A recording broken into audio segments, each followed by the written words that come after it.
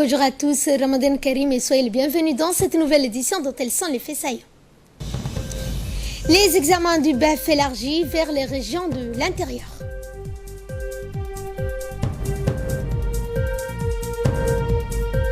Également dans les titres, l'Europe face à Donald Trump pour la question palestinienne. Bonjour à tous et nous entamons ce journal par cette visite d'un groupe de jeunes élèves au Parlement.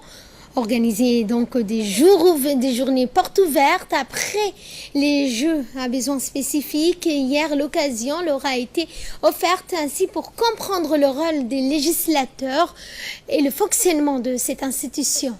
Différentes commissions et de découvrir ainsi les lieux. Ils ont pu en outre discuter avec les parlementaires. Le président de l'Assemblée nationale, Mohamed Ali Ahmed, s'est plié au jeu et beaucoup ont échangé avec les jeunes. Il a répondu à toutes les questions portant sur le fonctionnement de l'institution.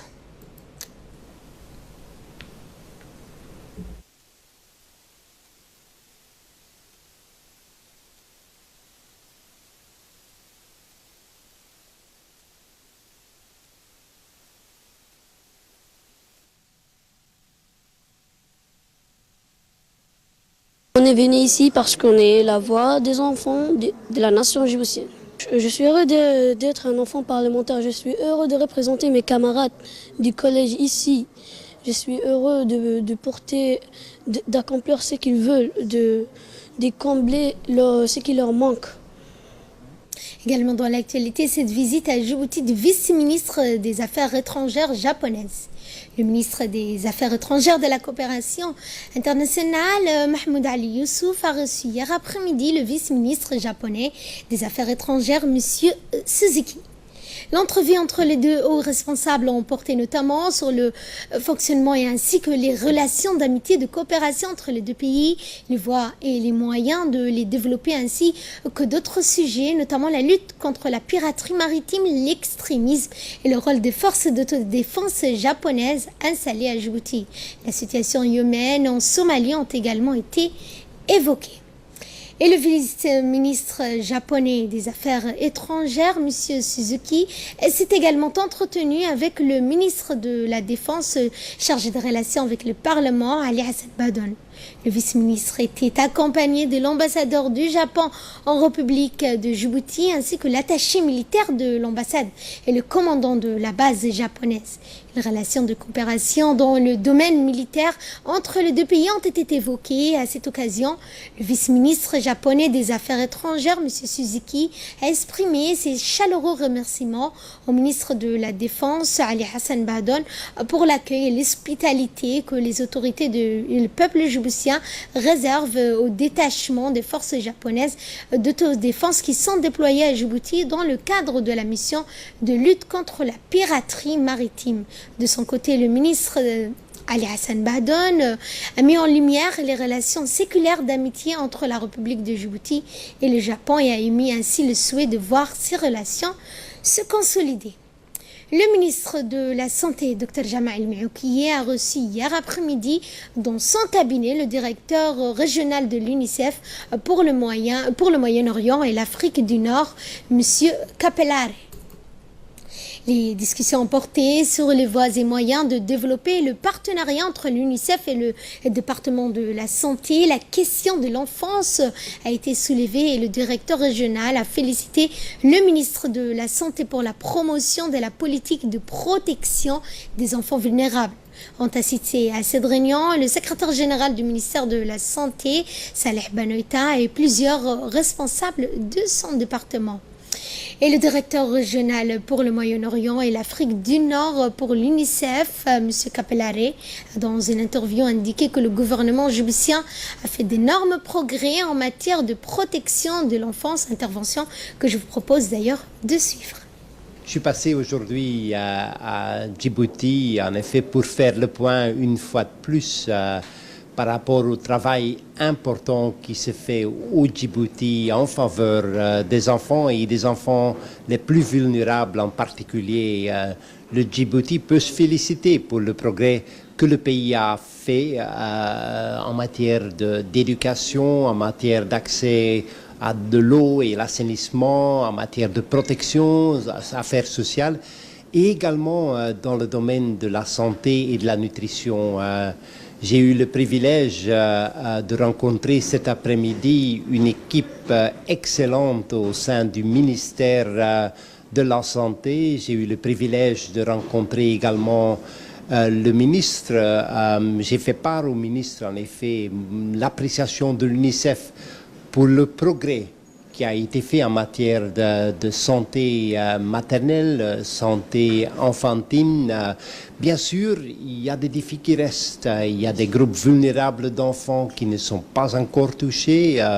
Mais j'ai ressenti auprès du gouvernement, à partir même du président, qu'il y a une volonté de résoudre tous les problèmes qui existent encore. Et l'UNICEF, en tant qu'organisation mondiale pour le droit des enfants, nous sommes prêts à assister et appuyer le gouvernement djiboutien pour faire avancer encore plus les droits de l'enfant dans le pays. Et je voulais l'annoncer donc en début de journal, le ministre de l'Éducation nationale et de la formation professionnelle, Moustapha Mohamed Mahmoud, a reçu la visite de son collègue Hamadou Mohamed Aramis, ministre délégué à la décentralisation. Rencontre qui s'est déroulée en présence de 2 cadres du ministère avait pour objectif de déposer le cadre et planifier ainsi le travail opérationnel de l'organisation pour les examens du brevet d'études fondamentales dans les régions de l'intérieur. Les 2 ministres se sont réjouis de cette avancée qui renforce une dynamique engagée donc l'année dernière avec la décentralisation des examens de l'ETI. Les 2 ministres ont défini ensemble avec leurs techniciens l'organisation matérielle et la répartition des tâches entre les 2 départements, le ministère de l'Éducation et ainsi que celui de la décentralisation, tous 2 engagés afin de mettre en œuvre pour faciliter la tâche aux équipes du MENFOP qui seront détachées sur les lieux lors du BEF, la décentralisation. Donc, le ministère de la décentralisation s'est dit heureux de travailler aux côtés du ministère de l'Éducation nationale, de la formation professionnelle. Les images que vous aurez donc ce soir. Et le centre d'action et d'autonomisation des femmes de Balbala a organisé ce matin une cérémonie de clôture d'une série de formations. Ces formations ont porté sur la clôture, donc l'art culinaire ou la préparation des coiffures ainsi qu'une filière d'apprentissage au métier de l'audiovisuel. La production vidéo et la post-production, la photographie, la photomontage, enfin les techniciens de sonorisation. La cérémonie fut présidée par Madame Yasmine, secrétaire générale du ministère de la Femme et de la Famille, les responsables du département du centre dont la directrice Madame Roda Ahmed. Durant toute la durée de ces formations, les apprenantes ont fait preuve d'assiduité et ont reçu des attestations dans une courte allocution. Prononcée à cette occasion, Madame Yasmine a tenu à remercier l'ensemble des femmes participantes. C'est de vous rendre complètement autonome à travers des AGR, des activités génératrices de revenus. Et notre but, c'est que vous ayez un travail à la fin de cette formation. Et Inch'Allah, on y parviendra. Donc, je vous dis bonne chance et à bientôt. Et le directeur de l'Institut des études diplomatiques du ministère des Affaires étrangères, Ali Megag, a entrepris une mission de travail à l'ENAP au Québec. Cette visite vise à renforcer le partenariat entre l'Institut de Djibouti et l'École du Québec. Le directeur de l'ENAP du Québec, M. Simon Chabot et M. Ali Megag ont évoqué la nécessité de former des élites dans la région. Les 2 responsables se sont ainsi convenus à ce que l'ENAP puisse jouer un rôle pleinement prépondérant à Djibouti.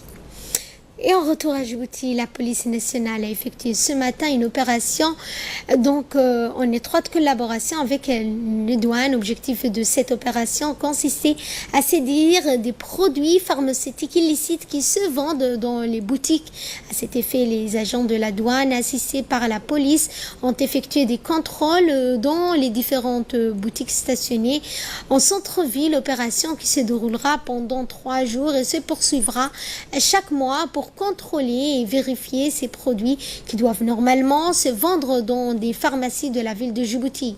Dans une déclaration faite à la télévision, un responsable de la douane M. Ahmed Nasri et les responsables d'Interpol à Djibouti, M. Ahmed Ibrahim, ont expliqué que les produits saisis dans les laboratoires pour vérifier qu'ils sont consommables.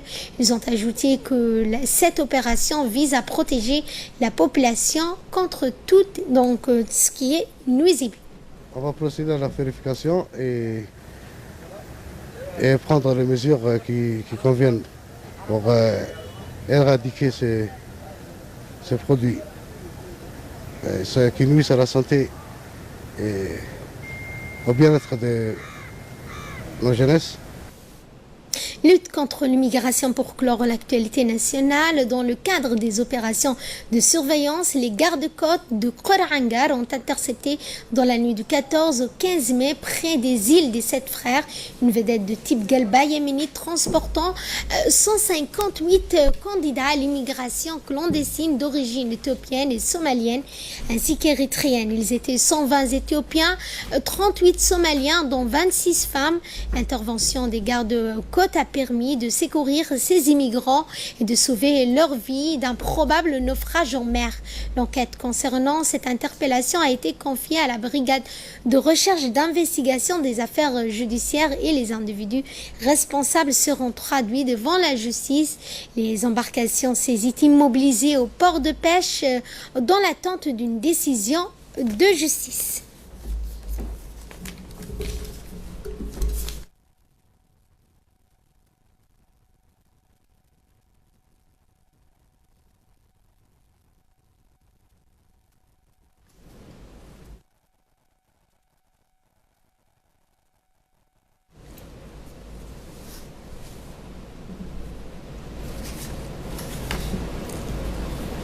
Et de l'impatience qui domine l'actualité internationale, notamment au Congo, en République démocratique du Congo. Un premier cas d'Ebola a été détecté en zone urbaine. Pour nous en parler en détail avec nous sur ce plateau, Choukri Ali. Bonjour Choukri. Bonjour Fardous. Et qu'en est-il donc de ce premier cas d'Ebola détecté en République démocratique du Congo?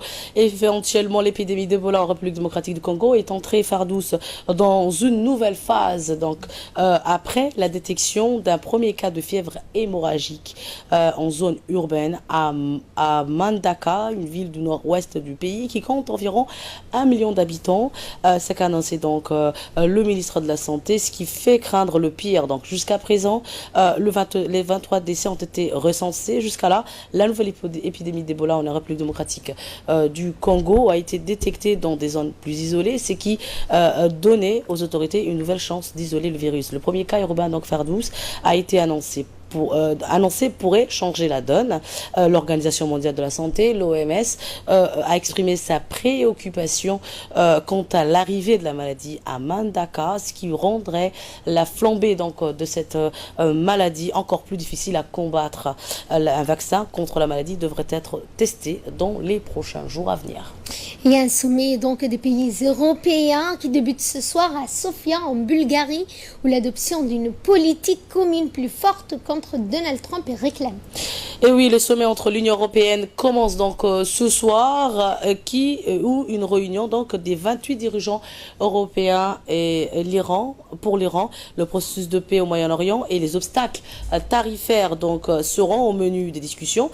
Un menu donc initialement consacré à l'élargissement de l'Union européenne et qui semble maintenant davantage tourner sur les décisions de Donald Trump. Tout l'enjeu donc de cette réunion sera de savoir si les pays de l'Union européenne peuvent faire front commun face aux décisions américaines, Fardous. En visite donc à Bruxelles, le secrétaire général des Nations Unies, Antonio Guterres, a apporté un message de soutien à l'Union européenne. Selon lui, son rôle donc est absolument crucial. Le responsable a rappelé à une Europe plus unie, plus efficace plus présente, notamment pour donner à la voix sur la scène politique. Une seule voix sur la scène politique. Mais l'Union européenne, Fardous, il faut le souligner, ne parvient pas à définir jusqu'alors une voix commune. La dernière était donc preuve étant la présence de 6 pays européens lors de la cérémonie de transfert de l'ambassade américaine à Tel Aviv, en Jérusalem. Et aux États-Unis, l'agence de renseignement, donc la CIA, a désormais une femme à sa tête.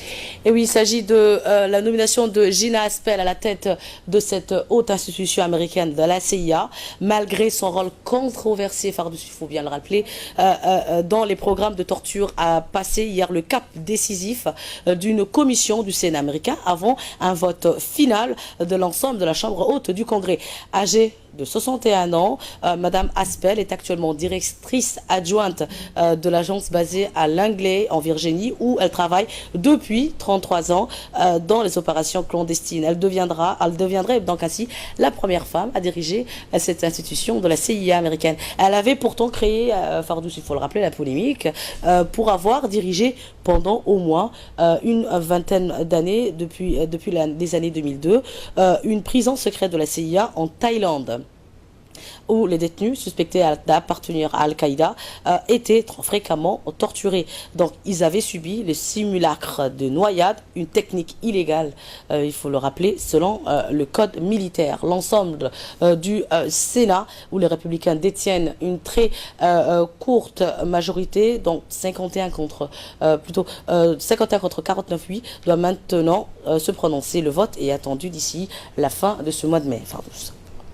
Et avant de clore ce journal, Choukri, cette page météo, c'est un cyclone qui est attendu ce week-end à Djibouti, et ce d'après l'Agence nationale de météorologie. Qu'en est-il ? Oui, donc nous revenons dans l'actualité nationale, Fardous.